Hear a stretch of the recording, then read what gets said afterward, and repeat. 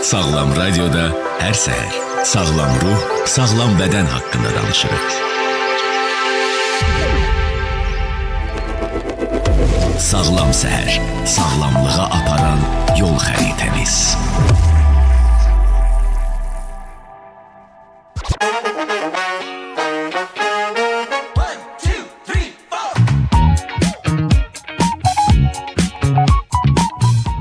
Gününüz aydın olsun dostlar, sabahınız xeyirli olsun. Hər səhər oyanarkən çox şükür ki, bugün də sağlamam deyirik, amma bəzən bu sağlamlığın necə qorunduğunu unuduruq.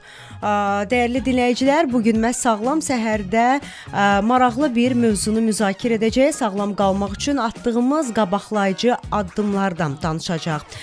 Bir ana, bir ata və ya bir həkim sadəcə bir məsuliyyətli insan olaraq verdiyimiz qərarlardan biri də peyvənd etdirmək və ya etdirməmək bəzən təkcə övladımızın deyil, həm də cəmiyyətin taleyinə təsir edir. Fransız həkim və mikrobioloq Louis Pasteur deyirdi ki, gələcək nəsillərin sağlamlığı bugün verilən elmi qərarlarda yatır və bütün bu suallara cavab tapmaq, mifləri yoxlamaq, həqiqətləri bölüşmək üçün bugün bizimlə dəyərli qonağımız var. Pediatr Regina Nemətova bizimlə olacaq. Hər zaman olduğu kimi sizdən gələn suallar bizim söhbətimizi daha canlı və dəyərli edəcək. Sabahınız xeyir olsun Regina xanım, xoş gəlmisiniz. Salam, sabahınız xeyir olsun. Regina xanım, istərdim ki, peyvəndlər mövzusuna belə deyək, giriş edərkən bəzən görünməyən təhlükələrə qarşı belə deyək də mübarizəni biz gözlə görünən iynələrlə aparırıq. Valideynlər üçün ən çətin, həm də ən vacib qərarlardan biri də peyvənd etdirmək qərarıdır. Və gəlin bu qərarın arxasında hansı elm əsaslarının durduğunu aydınlaşdıraq və ilk olaraq bu sualla başlayaq ki, peyvəndlər uşaqları xəstəliklərdən necə qoruyur? Çox sağ olun, ümumiyyətlə bu mövzunu periodik olaraq gündəmə gətiririk, işıqlandırırıq. Çünki çox vacib bir məsələdir. Bu məsələ barəsində, bu peyvəndlənmə barəsində biz hər ay, yəni danışmasaq, məncə o yavaş-yavaş öz gücünü itirir. Ona görə valideynlərin mütəmadi olaraq bu barədə valideynlərin diqqətini çəkmək lazımdır. Siz çox düzgün demisiniz ki, Louis Pasteur hələ bir əsr bundan öncə demişdi ki, bəs peyvənd çox vacib bir şeydir və onların arxasında elm olmalıdır. Peyvəndlər olmasaydı, məncə elə ola bilərdi ki, biz ikimiz burada oturmayacaqdıq. Bəli, əlbəttə ki. Sırf peyvəndlərin sayəsində bir çox xəstəliklərin qabağını almaq oldu. Ümumdünya Səhiyyə Təşkilatının tədqiqatlarına əsasən sırf peyvəndlərin sayəsində hər il 5 milyon ölüm halının qabağını almış oluruq. Böyük bir rəqəmdir, çox böyük bir rəqəmdir və nəinki rəqəmdir, bu böyük bir nailiyyətdir, böyük bir uğurdur. Ona görə peyvəndlərə daha çox diqqətli olaq. Deməli, peyvəndlər uşaqlarımızı necə qoruya bilər, necə qoruyur? Əslində, peyvənd nə deməkdir? Ya hansısa bir bakteriyanın və virusunun hüceyrəsinin bir hissəsidir, ya həmin bakteriya və virusun ölmüş halında və ya çox gücsüz bir halını istifadə edərək peyvənd hazırlayırlar və o peyvəndin istifadəsi, ümumiyyətlə bu həmin viruslar, bizim bakteriyalar uşaqlarımızın orqanizminə daxil olarkən immuniteti oyadırlar. O nə deməkdir? Yəni, bəzi valideyn deyir ki, mən peyvəndləri 1 yaşından sonra etmək istəyirəm. Uşağımın nə immuniteti var ki, zəifdir. Və bəzi valideynlər deyir ki, mənim uşağım vaxtından əvvəl doğulub. 1 kilo 502 kilo olub, çox zəifdir. Mən 1 yaşını, 2 yaşını gözləyim, sonra formalaşsın. Yəni, nə immuniteti var ki, mənim uşağım mübarizə aparsın? Əslində, doğru bir məsələ deyil. Doğru, bəli. Çox yanlış bir yanaşmadır. Əslində, az miqdarda, az dozada daxil olan mikrob və ya mikrobun bir hissəsi və ya özü bizim orqanizmimizdə, uşaqların orqanizmində normal bir immun cavabını formalaşdırır. Bu virusun ya hissəsi olduğu zaman və virus öldürülmüş halda, yəni heç bir xəstəlik yaranmır. Çünki xəstəliyin yaranması üçün virusun sağlam olması lazımdır, virusun müəyyən bir dozası lazımdır və virusun virulentliyi lazımdır. Amma bu faktorların qabağı alınır. Peyvəndlənmə zamanı nəticədə xəstəlik yaranmır, mini xəstəlik olur, yəni heç bir simptom olmadan uşağın orqanizmində, immun sistemində immun anticismlər yaranır və bu anticismlər uzun müddətli qalır və nəticədə xəstəlikdən qoruyur. Bəzi elə hallar olur ki, valideynlər deyir, doktor, bəs biz təsəvvür edək ki, göz-kürək peyvəndini almışıq, amma yenə də göz-kürək yoluxduq. Mən həmişə valideynlərə deyirəm ki, siz yoluxa bilərsiniz, amma sizi ölüm və invalid, yəni əlillik gözləmir. Siz çox rahat bir şəkildə keçirdəcəksiniz, çox çəkməyəcək. xəstəxanaya müraciət etməyəcəksiniz, həkimə müraciət etməyəcəksiniz və çox rahat otura bilərsiniz ki, bəli, bizim peyvəndimiz var, bizi bu gözləmir. Amma o halda ki, sizin uşağınızın heç bir peyvəndi yoxdur və siz yoluxursunuz, yəni onda çox ağır nəticələr ola bilər. Onu da qeyd etmək istəyirəm ki, peyvəndlər adi öskürəklə keçən xəstəliklərdən bizi qorumur. Yəni bəzi valideyndir ki, xəstələnir, heç nə olmaz, keçər. Yox. Bu xəstələr hansılara qarşı ki, bizim milli peyvənd kalendarımız, təqvimimiz varsa, bu xəstəliklər çox ya ölümlə nəticələnə bilər, ya da ki, yüksək əlillik riskinə malikdir. Regina xanım, uşaqlar üçün ilk peyvənd ümumiyyətlə nə zaman vurulmalıdır? Çünki uşaq doğular-doğulmaz belə deyim, məsuliyyət artıq var valideynlərdə. Bu həm sevgi göstərmək, qayğı, bir tərəfdən də onu xəstəliklərdən qorumaq və bu da təbii ki, peyvəndlərlə mümkündür. Ona da demək istəyirəm ki, çox gözəl sualdır. Ümumiyyətlə peyvəndlənmə uşaq hələ doğulmamış valideynin beynində oyanmalıdır. Valideyn hələ valideyn olmamışdan öncə bütün peyvəndlər barəsində danışmalıdır, riskləri fikirləşməlidir və peyvəndin effektivliyi barəsində böyük bir məlumatları toplamalıdır. Əslində məlumatlar həddindən artıq çoxdur. Elə saytlar, elə məqalələr var ki, onlar sübutlu təbabətə aid deyil. Elmi faktlara əsaslanmır. Xeyr, qəti şəkildə.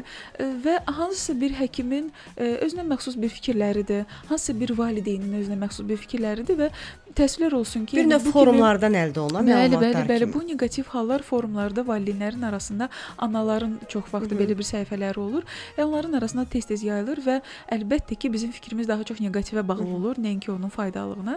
Ona görə valideyn olmamışdan öncə bütün bu məsələləri araşdırmaq lazımdır və bir qərar vermək lazımdır və mütləq sübutlu təbabətə əlimizi atmalıyıq.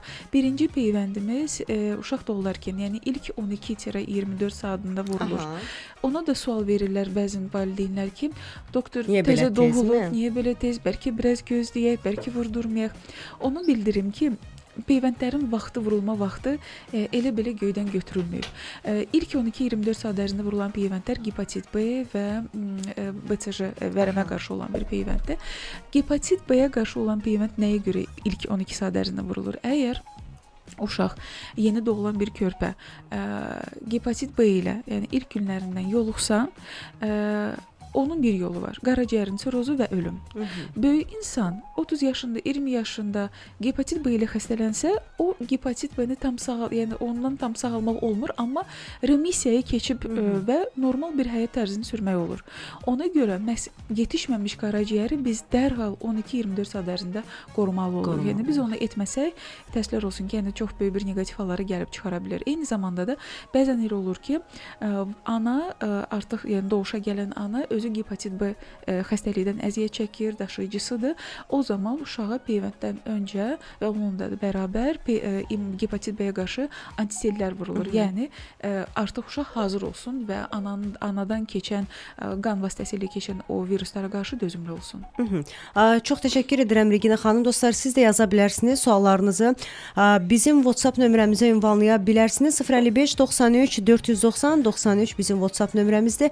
Vaxt itirmədən suallarınızı yazın, göndərin. Peyvəndlə bağlı sizi narahat edən hansı məqamlar varsa hər birini bizim efirdə səsləndirə bilərsiniz və cavablarını da efirimizdə eşidə bilərsiniz.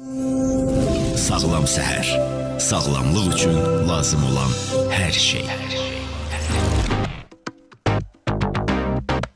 Sağlamlıq üçün problemlərin, xəstəliklərin də qarşısını öncədən almaq və profilaktik tədbirlər görmək lazımdır.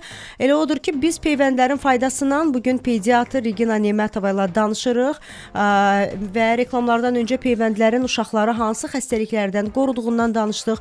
Uşaqlar üçün ilk peyvənd nə zaman vurulur, ondan danışdıq və digər suallardan biri də peyvənd uşağın immun sisteminə necə təsirdir, Regina xanım?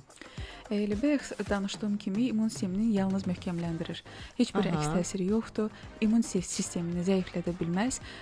Hansısa bir mikrobun hissəsi bizim peyvənd vasitəsilə bizim bədənimizə daxil olduqda ona qarşı yerli immun cavab, yerli və ümumi immun cavab formalaşır. İmmun cavab nə deməkdir? Anticismlər əmələ gəlir. Anticismlər iki növ olur. Bir neçə növ olur. Yəni biri xəstəlik zamanı bizə kömək edir və xəstəliyin aradan qaldırılması üçündür.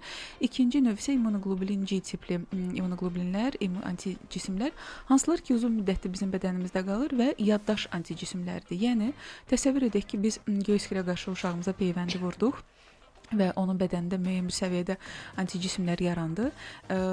2 ildən, 3 ildən sonra uşaq göğüs kürə ilə təmasda olur, göğüs kürə ilə yoluxur və artıq ona xəstəliyin yaranması üçün vaxt lazım deyil. Hazır cavabı var. Və hazır cavabı anticismlər, yəni yaddaş immunoglobulinləri o saat ifraz olunur. İşə salır da belə deyək. Bəli, hə. Bir mexanizm kimi, yəni artıq regulyasiya olunmuş bir mexanizm kimi işə salınır və həmin virusu, həmin mikrobu zərərləşdirir. Yəni peyvəndin hansı bir qeyri-adi mexanizmi yoxdur. Mexanizm budur. Çox rahat, çox güvənli bir mexanizmi, hansı ki bizim uşaqlarımızı qoruyur. Siz də suallarınızı yazın dostlar, 055 93 490 93 nömrəsindən göndərin. Biz bayaq Regina xanım peyvəndlərin vaxtında vurulmağının niyə vacibliyindən danışdıq, amma istisna hallar var ki, məsələn valideyn vurdurmaq istəyir, amma müəyyən səbəblərdən həqiqətən də geri qalır. O zaman nə etsin valideynlər? Ümumiyyətlə, Yəni vaxtında vurdura bilmirsən hansı bir peyvəndi, gecikdirmək olarmı? Olarsa da bunu mütləq pediatrla məsləhətləşmək lazımdırmı? ən birincisi peyvəndin hansı hallara görə vurulmamasını müəyyənləşdirmək lazımdır. Çünki elə hallar olur ki, yüngül dərəcəli və ya orta dərəcəli anemiyalar olur uşaqda. Uşaq valideyn imtina edir peyvənddən, hansı ki, yəni əks göstəriş sayılmır.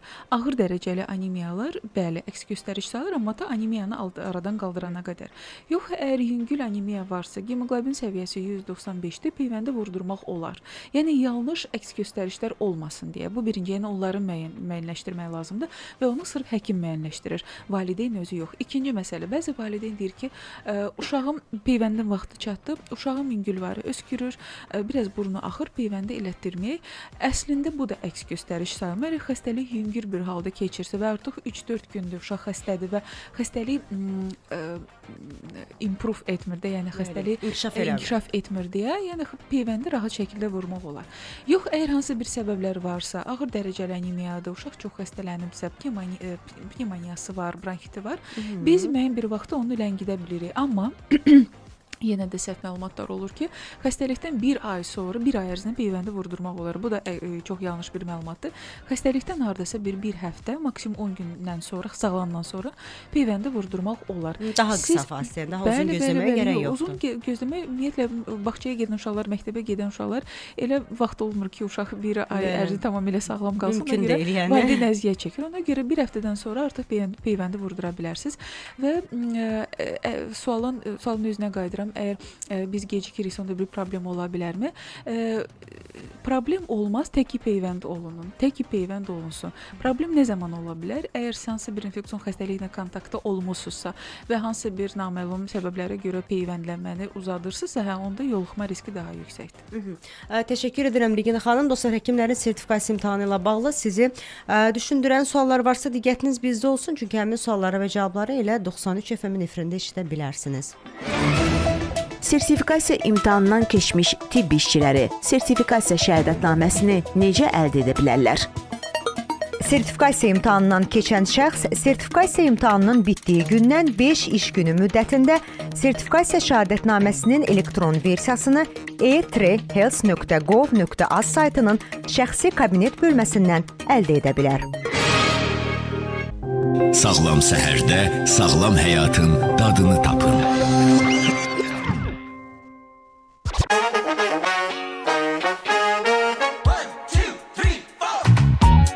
Efirimiz davam edir dostlar. 055 93 490 93 bizim WhatsApp nömrəmizdir. Suallarınızı yazın. Peyvəndlərlə bağlı sizi nə narahat edirsə yazıb göndərə bilərsiniz vaxt itirmədən.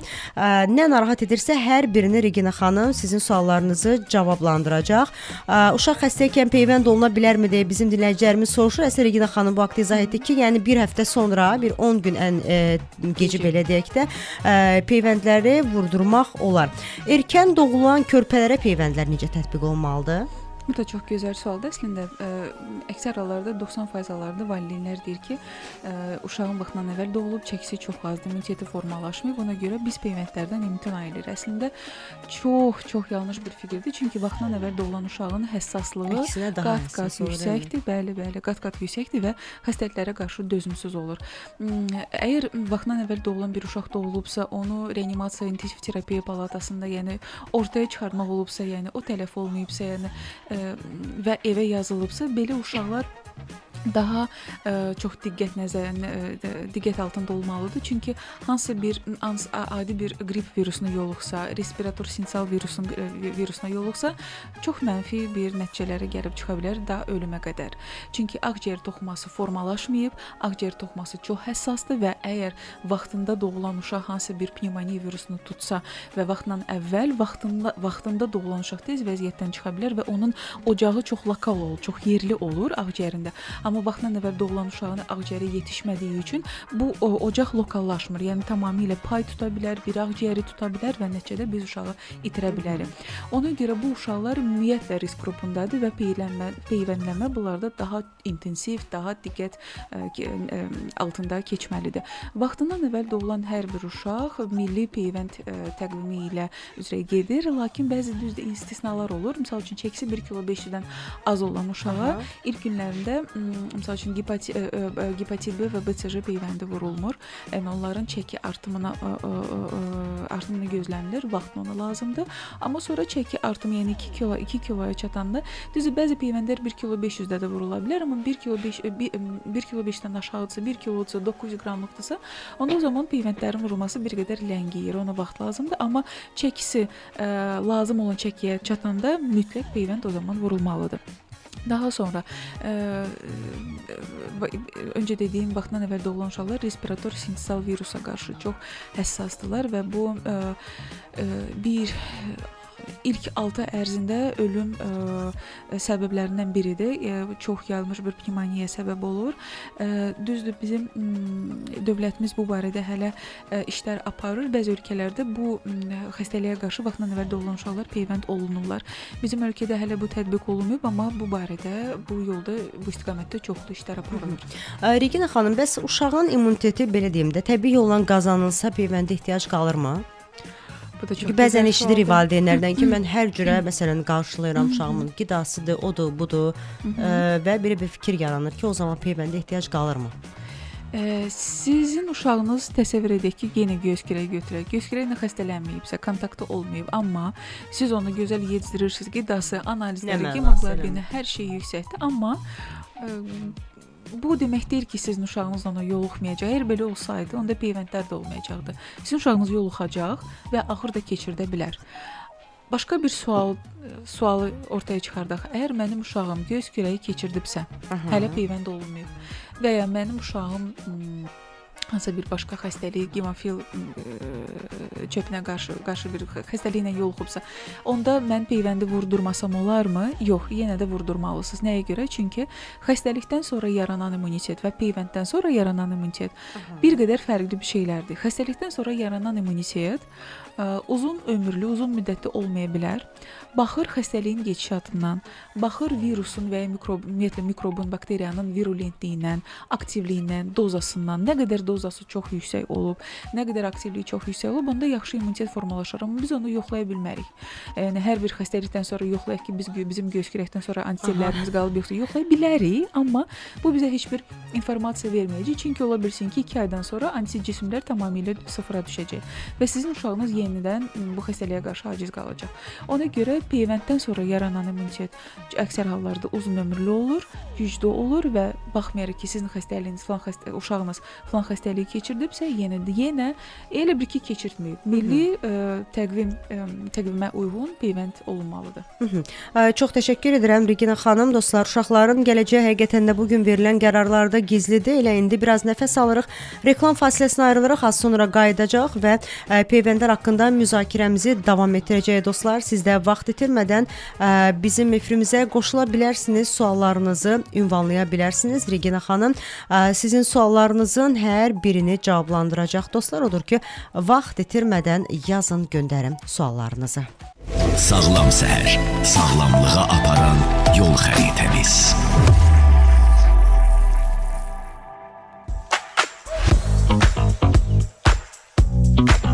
Qısa fasilədən sonra yenidən buradayıq dostlar. 93 FM dalğasında sağlam səhər verilişində Regina xanımla biz peyvəndlərdən danışırıq. Bir dinləyicimiz sual ünvanlayıb, 2053 nömrəli dinləyicimiz bizə belə bir sual ünvanlayıb ki, ölkələrin istehsalına görə hansı ölkələrin peyvəndləri daha məqsəd yönlü hesab olunur? Çox gözəl sualdır. Sualınıza görə təşəkkür edirəm. Çünki bu sual cavabsız qalsa məncə mənim bir qaranlıq məqamlar qalacaq valideynlərin diqqətində. Deməli, onu öncədən qeyd edim ki, 80-85% dünyada 80-85% peyvəndlərin 80-85% üzrsən Hindistanda istehsal olunur.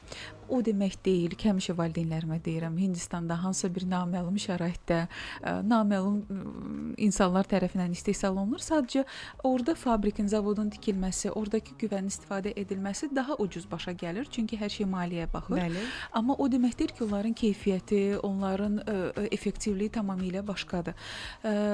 Uzun bir müddətdir bizim ölkəmiz Səhiyyə Nazirliyi tərəfindən peyvəndlər məhz yəni hamıdakı kimi Hindistan tərəfindən qəbul olunmuşdu və bu müəyyən bir valideynlərdə yenə deyirəm yanlış bir fikrə gətirib çıxarırdı ki, yox Hindistanın etməyəcəm, gedim üzümü özələ tutum, özəldə Belgiyanındır, Fransanındır. Vursam daha yaxşı olar, daha rahat keçirdəcəm. Və Səhiyyə Nazirliyi ilə qərara gəlib ki, bu problem aradan qaldırılması üçün artıq bir ildir səhv etmirəmsə, bütün dövlətin poliklinikalarında bütün peyvəndlər Belgiyanın, Fransanın, yəni artıq özəlindən heç bir fərqi yoxdur. Tamamilə pulsuzdur və valideynlər onu bəli, rahatlıqla, rahat bir şəkildə elətdirə bilərlər. Amma yenə də deyirəm, hansısa peyvənd əgər Hindistanındırsa, bu o demək deyil ki, çox effektiv bir peyvənddir. Mən özüm pediatram və mən öz uşaqlarımı məhz Hindistan peyvəndləri ilə peyvənd etdirmişəm. Bu da sizin sualınıza mən düşünürəm ki, sadəcə bizə yazan dinləyicimizin də bir çox dinləyicini düşündürən və maraqlandıran suallardan biri idi. Bu suala da aydınlıq gətirdik. Daha bir məsələ, qrip peyvəndi uşaqlara lazımdırmı? Bundan öncə bir sual vermişdiniz ki, yəni xəstəlikdən sonra təsəvvür edək ki, uşağım hansı bir infeksiyanı keçirib, ondan sonra o infeksiya qarşı peyvəndi vurdurmaq lazım deyə yox, onu qeyd etməyi unutdum. Təsəvvür edək ki, uşağınız qrip infeksiyasını keçirdib. Yəni yenə deyirəm, hər bir asqırmağımıza qrip deməyək. Qrip ayrıca bir xəstəlikdir. Covid kimi ayrıca bir nazologiyadır. Təsəvvür edək ki, uşağımız qriplə yoluxub, onu təsdiqlənmişik, hansı bir serotipi, hansı bir ştamı ilə. Ondan sonra gələn ildə bəlkə də dünyada qrip epidemiyasında bu serotip, bu ştam rol oynamayacaq. Başqa bir ştam ortaya çıxacaq. Ona görə sizin uşağınız hər il qripə qarşı peyvənd olmalıdır. Çünki peyvənd istehsala verməmişdən öncə dünyada hansı bu il, misal üçün də hansı serotipləri daha çox aktiv olacaq, onları yığıb və onlara qarşı peyvənd istehsal olunur.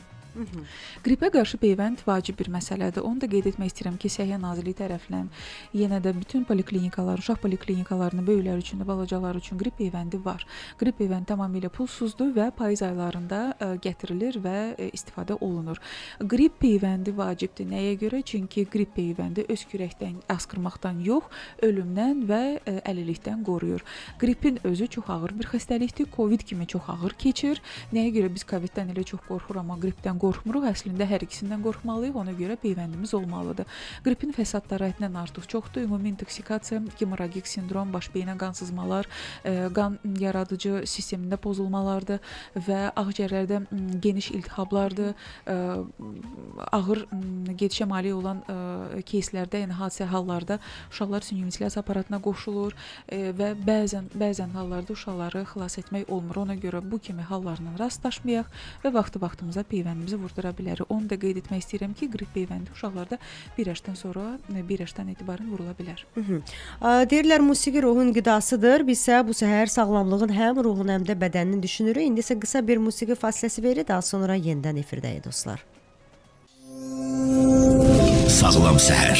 Sağlamlıq üçün lazım olan hər şey.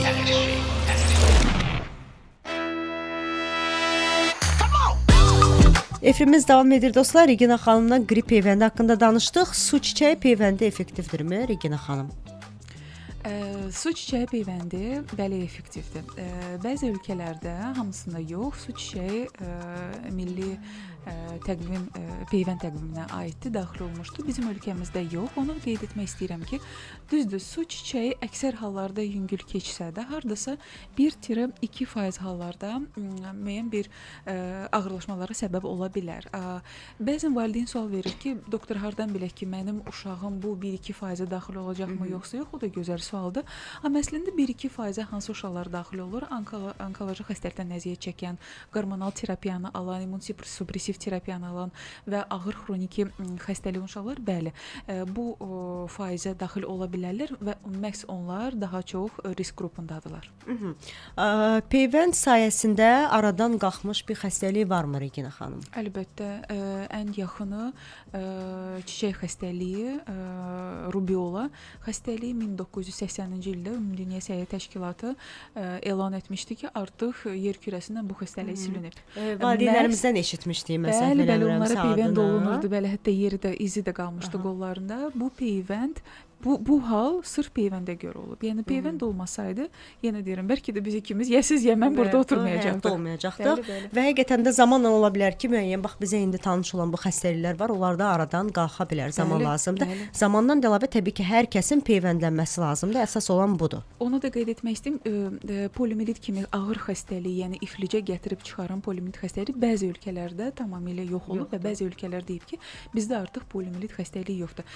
Bizdə hələ ki var, mənim çox aşağı bir faizdədir. Bəli, çox aşağı faizdədir, amma hələ var, ona görə peyvəndləməni biz davam edirik. Onu da qeyd etmək istəyirəm ki, bu yaxınlarda hansı bir məqalədə oxumuşam, yadımda deyil, belə bir model yaranıb. Əgər bu gündən təsəvvür edək ki, poliomiyelit peyvəndini biz ləğv etsək, 10 ildən sonra dünyada 200 min iflic olan uşaq olacaq. Görün biz nə böyük bir o peyvənd aparan həkimlər və Səhiyyə Nazirliyi, yəni qurumlar nə böyük iş görürlər ki, bu kimi faciələrin qabağını alırlar. Çox böyük rəqəmlərdir, həqiqətən çox dəhşətli bir rəqəmlərdir. Peyvəndlərin təsir müddəti nə qədərdir? Dinləyicilərimiz soruşur. O da çox gözəl sualdır. Fərqli peyvəndlərin fərqli təsir müddətləri olur, amma adətən uzun ömürlü, uzun müddətli olur. Təsəvvür edək ki, BCG peyvəndi, yəni vərəmə qarşı olan peyvənd, hansı ki doğulandan sonra ilk günlərində vurulur, ondan sonra immunitet uzun ömürlü olur və təkrar peyvəndə ehtiyac yoxdur. Hepatit B tam immunizasiya aparılandan sonra, yəni 3 dozan alandan sonra immunitet uzun ömürlü formalaşır. Amma bəzi peyvəndlər, göy öskürəyə qarşı peyvənd, onun daha ən effektiv vaxtları 10-15 il ola bilər, uzaqbaşı 20 il. Ondan sonra bəzi hallarda təkrarlanmasını tələb edə bilər. Vacib olan hallarda, yəni epidemiyanın artması vaxtlarında, düz kontakt hallarında, yəni onda o zaman təkrar peyvəndi vurdurmaq olur və bəzi peyvəndlər öz instruksiyası ilə, öz cədvəli ilə təkrar vurulur. Keçən dəfə, yəni bu dəfə dedim, qrip peyvəndi. Yəni bu il bu ştamlara qarşı peyvənd var, gələn il o biri ştamlara qarşı peyvənd hazırlanır və siz hər il peyvənd olmağa məcbur qalırsınız. Saxlama şəraiti peyvəndlərin Regina xanım necə olmalıdır? Yəni hər birininki bir-birindən fərqlənirmi, yoxsa aşağı-yuxarı eynidir? Peyvəndlərin əksəriyyəti üçün saxlama şəraiti eynidir. Burada soyuq zənciri prinsipinə riayət etmək lazımdır. Soyuq zənciri prinsipi riayət olunmasa, peyvənd öz effektivliyini itir. Bəzi valideyn deyir ki, mən narahatım, bəlkə peyvənd düzgün saxlanılmır, mənim uşağıma zərər gətirə bilər. Düzgün saxlanılmayan peyvənd uşağınıza zərər gətirməz, sadəcə effektsiz olacaq. Yəni boş-boşuna vurası olacaqsınız, amma bu hallar, yəni inanmıram ümumiyyətlə olur, çünki buna çox ciddi nəzarət olunur, həm dövlət xəstəxanalarda, həm özəl xəstəxanalarda, yəni bu nömrə bir sualdır. Vaksinlərin əksəriyyəti müsbət 3, müsbət 8 temperatur arasında saxlanılmalıdır və əgər aşağı qradusda saxlanılsa o donacaq, donandan sonra effektivliyini azaldır, yuxarı qradusda saxlanılsa yenə o inaktivə olunur, yenə effektivliyi sıfır olacaq, yəni tək zərər gətirməsin və bəzi peyvəndlər qaranlıq şəraitdə saxlanılmalıdır. Vərəmə qarşı BCR peyvəndi qaranlıq şəraitdə saxlanılır. Yəni buna çox ciddi nəzarət olunur. Yəni o elə bilir sual. Mən həmişə valideynə deyirəm ki, bizim səviyyəmizdə olan bir sual deyil. Biz onu müzakirə etməməliyik. Yəni bu normal. Necə ki, hər gün biz knopkanı basıb işıq görürük. İşığımız varsa, yəni dövlət onu Bu bizə bir təmin qayda edir. olaraq. Bu bir qayda olaraq bir şeydir. Yəni bunu valideyn bu sualı verməməlidir. Yəni bu mövzuda narahatlığa heç bir əsas yoxdur. Bəli. Peyvəndlərdən sonra uşaqlardan hansı allergik reaksiyanın olması və ya hərarət normaldırmı? Bəli, normaldır. Allergik reaksiyalar ola bilər. Çünki peyvənd də bir xarici bir zülaldır. Bizə aid olan bir zülal deyil və biz ona reaksiyamızı verə bilərik. Hətta bu allergik reaksiyalar lokal ola bilər və ümumi ola bilər. Ağır ola bilər, yüngül ola bilər. Ağır peyvəndə qarşı ağır reaksiya anafilaktik şokdur. Anafilaktik şok biz həmişə deyirik, iynənin ucunda əmələ gəlir. Yəni mən peyvəndi vurdum 3 gündən sonra uşağım ağırlaşdı, nəsə xoşuma gəlmədi. Bu anafilaktik şok demək deyil. Şok peyvənd otağında əmələ gəlir. Yəni iynənin ucundadır. Yəni o saat arterial təzyiq düşür, uşaq huşunu itirə bilər, avazlayır və s. Hər peyvənd otağında valideynlər də ona fikir versin. Yəni o var. Yəni rahat qalmaq üçün hər peyvənd otağında bir şkaf var. Şkafın içində yəni anafilaktik şok üçün müəyyən bir dərmanlar yerləşir. Yəni reaksiya olsa ki, dərhal vurulsun və onun qabağını almaq olur. Yəni elə bir hal olmayıb ki, peyvənd vuruldu, anafilaktik şok inkişaf elədi və kömək etməyə bir dərman tapılmadı və uşaq və ya böyük tələf oldu. Elə bir şeylər yoxdur. Narahat olmayın. Yüngül allergik reaksiyalar yerli ola bilər. Bəzi peyvəndlərdən sonra yerli ağrı hissi ola bilər, qızartı ola bilər, şişkinlik ola bilər. Ondan narahat olmaq dəyməz. Yəni o demək deyil ki, peyvənd düzgün vurulmayıb, o demək deyil ki, uşağımın immuniteti zəif idi, ona görə belə bir reaksiya verdi. Yox, bu normal bir reaksiyadır. Belə də olmalıdır. Bəzən BCR peyvəndi vurulandan sonra qolda pustula əmələ gəlir, yəni balaca irin nöqtəsi əmələ gəlir. O açılır, yara əmələ gəlir. Valideyn çox narahat olur. Gəlir həkimin üstünə ki, bəs niyə belə vurulub? Yəqin bura infeksiya düşüb. Xeyr. Bu peyvəndin gedişatıdır. Elə də olmalıdır. Əgər sizin uşağınızda pustula yaranıbsa, o sonra açılıb yara əmələ gəlibsə, deməli yerli immunitet çox gözəl formalaşır. Bəli. Uşağa birdən çox peyvənd vurmaq olarmı? Bu da çox gözəl sualdır. Ümumiyyətlə çox belə aktual bir sualları yığmısınız. Nəyə görə? Çünki məhz bu suallar problem yaradır və bəzi valideynləri peyvəndlərdən geri çəkir. Peyvənd vurmaqdan. Bəli. Birdən çox peyvənd vurmaq olarmı? Deməli, biz birdən bir neçə peyvəndi rahat vurdura bilərik. Təsəvvür edək ki, bizim körpəmiz 6 aylı uşaqdır, 7 aylı uşaqdır, iməkləyir yerdədir. Gedir stolun bir qırağını yalayır, gedir tapçıqanı götürür, valideyn görməyəndə onu yalayır, pişiklə oynayır və s. və gün ərzində 1000-ə yaxın antigenlə, allergenlə tanış olur. 1000-ə yaxın, ondan da çox ola bilər. Peyvəndin tərkibində isə mono peyvəndi isə bir dənə allergendir.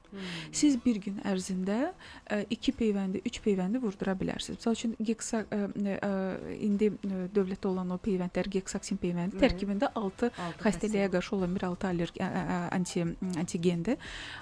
Onlarla da bərabər təqvimimizə uyğun pneumokok vaksinini də vurula bilər. Yəni bir gündə 2 vaksini, 3 vaksini vura bilirsiniz. Amma bu gün bir vaksini, səhərsi gün o biri vaksini yox.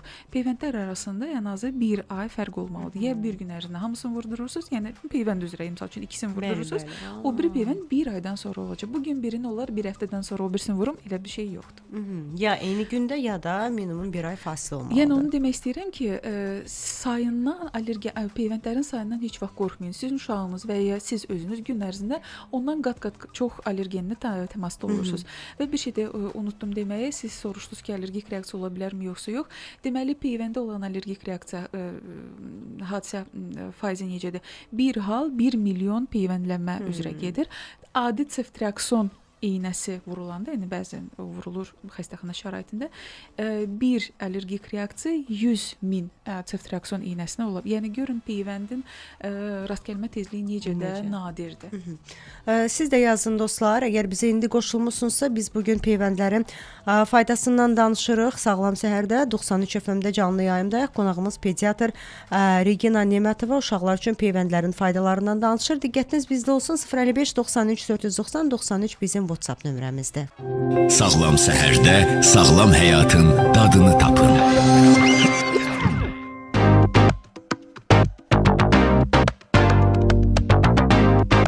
Fasilədən sonra yenidən efirdəyik dostlar. Siz Sağlam Radio 93 FM-də Sağlam Səhərdəsiniz. Qonağımız pediatr Regina Nemətova ilə peyvəndlər mövzusunda söhbətimiz davam edir və belə deyim də, ətrafımızda rastlaşdığımız, mən əminəm ki, Regina xanımın da pasientlər arasında çox rastlaşdığı məsələlərdən biri var.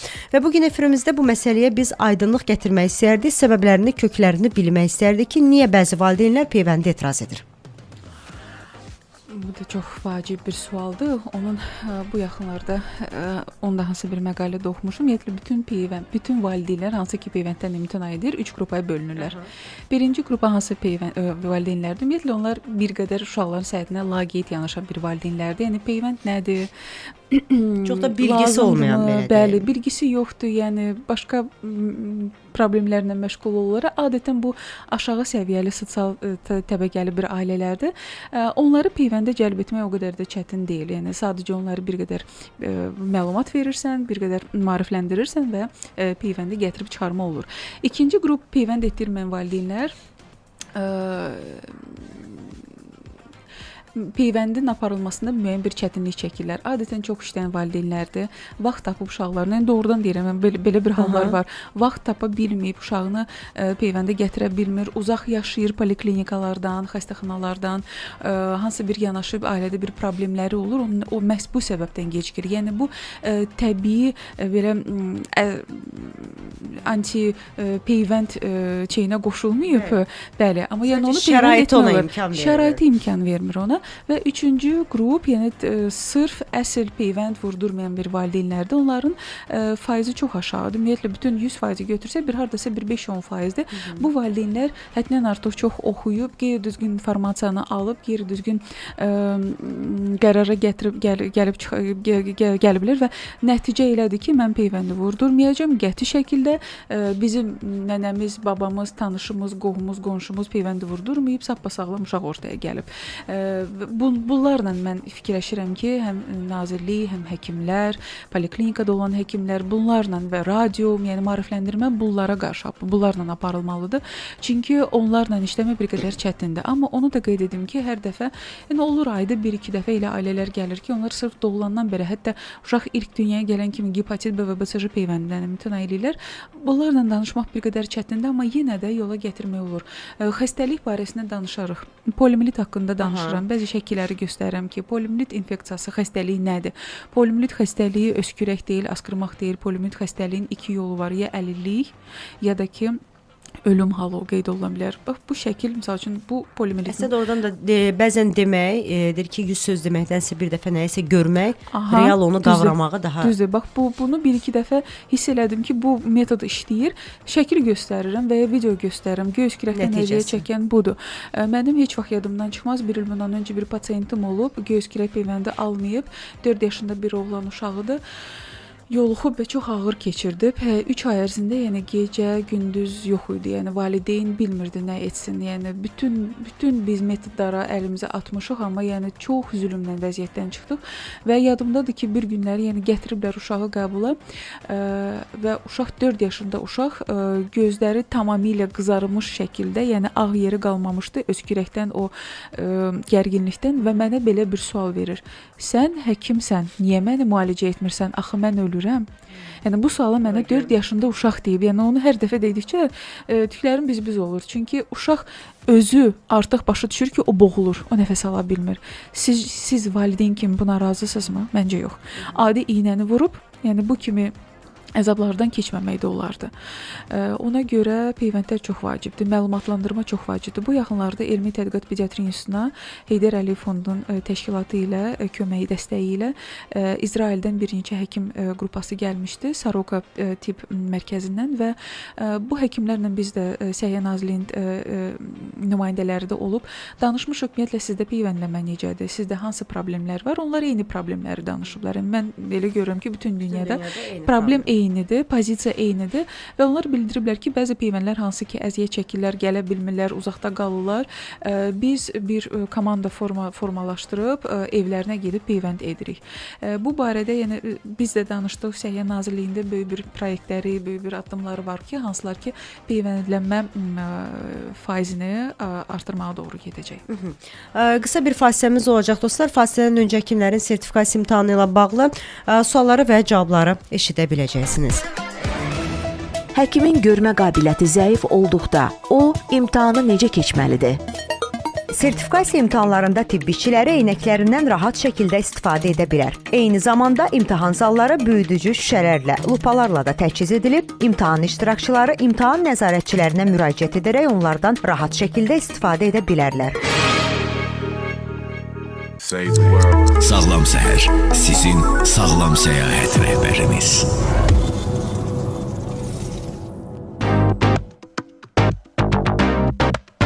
Qulağınız bizdə olsun dostlar. 93 FM dalğasında Sağlam Səhərdə qonağımız pediatr Regina Nemətova ilə çox vacib bir mövzudan danışırıq. Peyvəndlərin faydasından, peyvəndlərin əhəmiyyətindən danışırıq. Odur ki, vaxt itirmədən 055 93 490 93 nömrəsinə yazın, göndərin. Regina xanım, ümumiyyətlə uşağa peyvənd vurdurarkən nəyə diqqət etmək lazımdır? Ümumiyyətlə peyvənd böyük bir möhtəşəm bir hadisə deyil. Buna normal baxmaq lazımdır. Evdən çıxıb gedirsiniz poliklinikaya, peyvəndinizi vurursunuz. Yəni qeyri-adi bir proseslərə ehtiyac yoxdur burada. Yox. Qeyri-adi bir biz bu prosesə qeyri-adi bir rəng qatsaq, valideyn qaçacaq bu prosesdən əslində. Yəni bu səhər oyandınız, yazıldınız həkimə, oyandınız, uşağınızı geyindirdiniz, yeməyini verdiniz, getdiniz, durun yollanın, peyvəndinizi vurdunuz, getdiniz parkda gəzdiniz, gəldiniz evə. Ay doktor, peyvənddən öncə allergiya qarşı antihistamin istifadə edilmi? Yox, ehtiyac yoxdur. Ay doktor, peyvənddən sonra 3 gün ərzində çimizdirmək olmazmı? Yox, olar. Çimdirmək məsələsinə doğrudan gələndə həmin gün Olar. Siz peyvəndi dərinin üstündə səpmirsiniz ki, sürtmürsünüz ki, peyvənd artıq gedib. Mənə elə gəlir ki, bu sualın biz cavabını bilirik. Yəni hər zaman bizə deyirlər olar, amma yenə də o olmazlar bizə imkan vermir ki, onu olar eləyək. Yəni dünya dalğası da çimdirmirik biz uşağa. Bizim valideynlərimiz tərəfindən gələn o çox dərin bir tarixçəmiz var. Yəni o çox dərin oturur və oradan çıxartmaq olmur. Valideynlərimiz deyir ki, yox, get şəkildə birdən uşağı çimizdirərsən, peyvənd olub lazım deyil. Bəzən də qorxurlar ki, peyvənddən sonra uşağın immuniteti aşağı düşür, çimizdirsələr soyuq olar və s. Qəti şəkildə yox.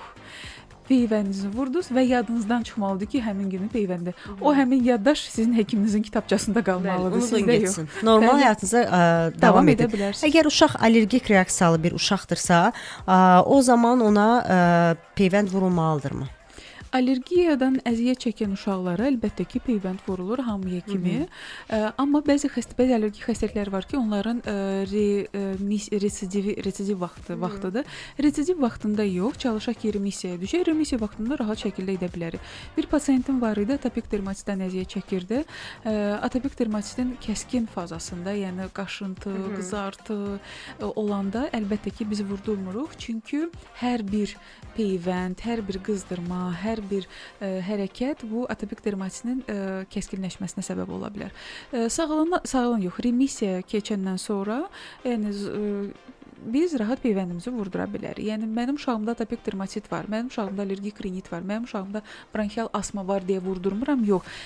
Əksinə bu cür uşaqlar daha çox həssas olurlar bu xəstəliklərə. Təsəvvür edin ki, sizin uşağınızın yuxarı tənəffüs yolları allergik fonu var, yolların fonu varsa və hansı bir infeksiya ilə təmasda olandan sonra xəstəlik daha aşırı, daha belə bir geniş bir şəkildə olacaq. Ona görə peyvənd mütləq olunmalıdır. Vəssalam. Amma qalıb ki, bir peyvənddən sonra uşağınızda anafilaktik şok yaranıbsa, əlbəttə ki, təkrar dozan vurmağı əks göstəricidir. Bu yeganə ciddi əks göstəricidir. Bəs nə qədər müşahidə edilməlidir peyvənddən sonra? Nəyi müşahidə edək?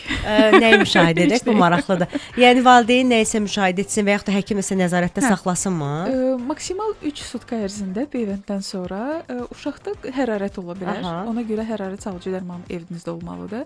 Uşaqda hərarət olmasa da belə ağrı hissi, narahatçılıq hissi ola bilər. Yenə ağrı kəsici dərmandan istifadə edə bilərsiniz.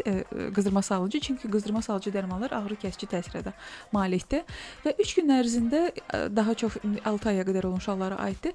Səbəbsiz ağlamalar ola bilər. Bu da normaldır. Yəni başqa heç nə müşahidə etmək ehtiyac yoxdur. Lazımdır. Bir də bəzi xanımlar var ki, və yaxud da belə deyim də, valideynlər bildirir ki, mən ana südü verirəm və övladım peyvəndə ehtiyac duymur. Gəlin aydınlaşdıraq bu fikri. Ana südünü verirsinizsə, Regina xanım ürəkdən bir ah çəkdi. ana südün tərkibində immunoglobulin A səviyyəsi həddindən artıq çoxdur və o sizin uşağınızın mədə bağırsağına gedir və mədə bağırsağının düzgün formalaşmasına kömək göstərir. Hansı bir xəstəliyə tutsa, daha rahat şəkildə xəstələməyinə kömək göstərir. Amma o demək deyil ki, ana südünü verirəm uşağıma, uşağım xəstəliklərə sinə gərəcək. Bu tamamilə fərqli bir şeylərdir. Bu iki dənə nəzəriyyəni bir yerdə necə uyğunlaşdırıblar, ağıl almır bunu. Necə sözlə də tapa bilmirəm, amma ana südün buna heç bir adiyyəti yoxdur. O zaman buna da bir daha aydınlıq gətirək ki, Regina xanım, peyvənd olunan uşaqla olmayan uşaq arasında nə fərq var?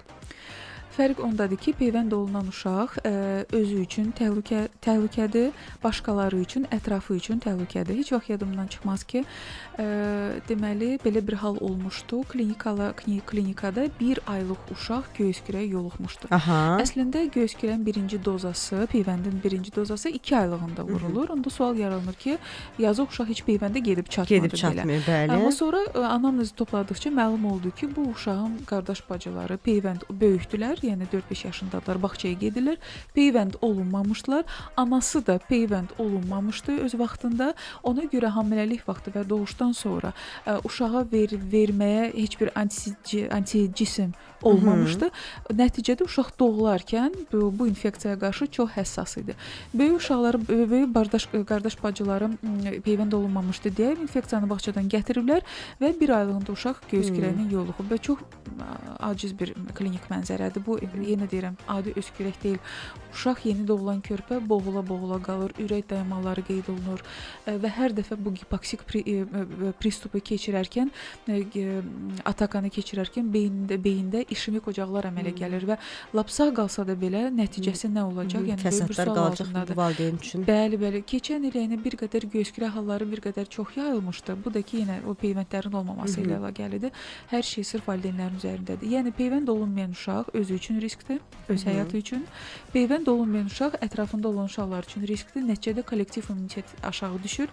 Kollektiv immunitet nə deməkdir? Təsəvvür edək ki, 100 uşaq var. 100 uşaqdan 99-u peyvənd olunub, biri peyvənd olunmayıb. Peyvənd olunmayan uşaq rahat yaşaya bilər, sakit yaşaya bilər bu mühitdə. Çünki 99 peyvənd olan uşaqlar infeksiyadan təmasda olsa ona keçirtməyəcəklər. Çünki dərhal peyvəndin sayəsində onu zərərləşdirib, yəni zərərləşdirəcək, xəstəlik yayılmayacaq. Amma əgər 100% uşaqların arasında, 100 nəfərin arasında 20 nəfər, 15 nəfər peyvənd olunmayıbsa, onda kollektiv immunitet aşağı düşür və xəstəliyin yayılma riski azalır. Yəni bu kimi bəzən görürsüz ki, hallar əmələ gəlir ki, məsəl üçün qızılca epidemiyası əmələ başlayır, baş verir. Bu nəyin hesabınadır? Kollektiv immunitetin aşağı düşməsidir. O deməkdir ki, bu bölgədə qızılcaya qarşı peyvəndləmə çox aşağıdır. Çox təşəkkür edirəm Regina xanım, çox minnətdaram. Həm dinləyicilərimizin suallarını cavablandırdı Regina xanım, həm də bizim suallarımızı cavablandırdı. Amma buradan belə deyək də, istərdim ki, sonda yekun olaraq valideynlərə səslənəsiniz Regina xanım. Peyvəndlər barədə son olaraq valideynlərə nə demək istərdiniz? Çox şey demək olar, amma yeganə demək istəyirəm ki, sadəcə inanasınız, həkimlərə inanasınız. Əgər siz indiki zamanda, bu gün də rahat, sağlam şəkildə oturursunuzsa, övladınız var, ailə qurmusunuzsa, sırf o nəyin hesabınadır ki, nə vaxtsa, yəni bir əsr, 50 il, 70 il bundan öncə sizin ulu nənəniz, ulu babanız peyvənd olunub, sağ qalıb. Siz də olmusunuz və sizi qaysı eləyib övladınızdan onu... Bəli. Və siz öz uşağınızı bu fürsətdən məhrum etməlisiniz. Çox təşəkkür edirəm bir daha Regina xanım. Həqiqətən də sağlamlığın qiymətini xəstəliyində deyil, sağlam olanda bilməyi öyrənməliyik. Məşhur həkim və vaksin öncülərindən biri olan Dr. Edward Jenner deyirdi ki, gələcək nəsilləri xəstəlikdən qorumaq onları xəstələnəndə müalicə etməkdən daha böyük bir mərhəmətdir. Biz də bu mərhəməti seçən valideynləri, elə özümüzü də maarifləndirmək üçün bugün buradayıq. Hər səhər, hər yeni bir mövzuyla Regina xanıma da dəyərli məlumatları üçün təşəkkür edirik. Bizdən bugünlük bu qədər dostlar. Sağlam Radio 93 FM-də qalın, dalğanı dəyişməyin. Sabah yenə də eyni saatda eşidilərik.